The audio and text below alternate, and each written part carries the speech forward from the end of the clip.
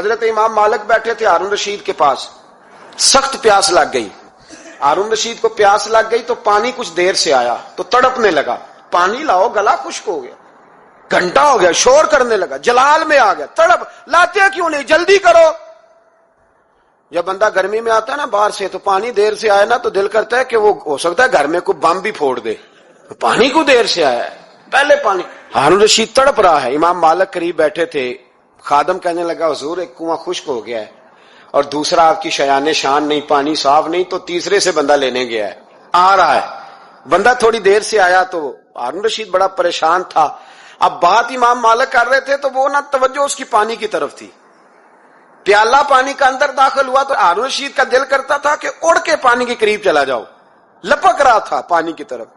جب پانی آیا اس کو پکڑایا تو امام مالک رحمت اللہ علیہ کہنے لگے بادشاہ ذرا ٹھہر جا، ٹھہر جا، پی لے، نہ آگے ہے نا اب تیرے قبضے میں ہے، ایک مسئلہ مجھے بتا لے پھر پانی پینا۔ ہارون رشید ایک رات پہلے نا بڑی باتیں کر رہا تھا کہ میں حکومت صحیح چلا رہا ہوں، میرے معاملات بڑے اچھے، اپنی حکومت کی تعریفیں ایک رات پہلے ہو رہی۔ اب جب پانی پینے لگا تو امام مالک اس کو رات والی بات پہ اسے سمجھانا چاہ رہے ہیں، فرمانے لگے بادشاہ رک جا، رک گیا۔ آپ فرمانے لگے اگر یہ پانی ملتا ہی نہ، پورے ملک میں نہ ملتا، پھر تجھے پتا چلتا پوری دنیا میں نہیں، ذرا سوچیں آپ، اگر پانی خدا نہ خواستہ اگر پانی ملے ہی نہ، کہا نہ ملتا، پانی کو کوئی اہمیت تو نہیں نا ہم دیتے، نلکا کھلا ہے تو کھلا ہے، اور اگر ملے نہ تو ہماری بنیادی ضرورت ہے پانی، ایک قدم نہ لوگ چل سکے۔ کہا ہارون رشید اگر ملے ہی نہ اور اگر تجھے لینا پڑے ایک پیالہ پانی کا تو کیا دے کے لے گا؟ کہنے لگا میں اپنی آدھی سلطنت دے دوں گا، آدھی حکومت اور پانی کا پیالہ لے لوں گا۔ امام صاحب فرمانے لگے چل سمجھ میں آ گیا، پی لے پانی۔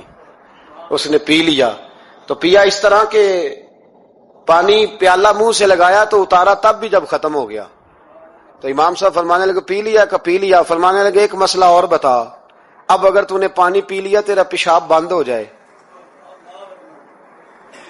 یہ پانی پینے کے بعد پھر پیشاب آنا بھی ضروری ہے، اگر بند ہو جائے تو پھر کیا دے گا؟ تو امام صاحب کی طرف غور سے دیکھنے، فرمانے لگے سوچ کے بتانا۔ کہنے لگا حضور آدھی سلطنت باقی کی بھی دے دوں گا۔ تو امام صاحب نے رومال اٹھایا کندھے پہ رکھا، چلنے لگے۔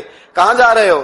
فرمانے لگے اس بادشاہ کے پاس کیا بیٹھنا جس کی پوری سلطنت کی قیمت پانی کا ایک پیالہ ہے، ایک پیالہ پانی کا اگر نہ ملے تو آدھی گئی اور پیشاب نہ آئے تو باقی بھی۔ کہنے لگے تو کس سلطنت کی باتیں کرتا ہے؟ کل من علیہا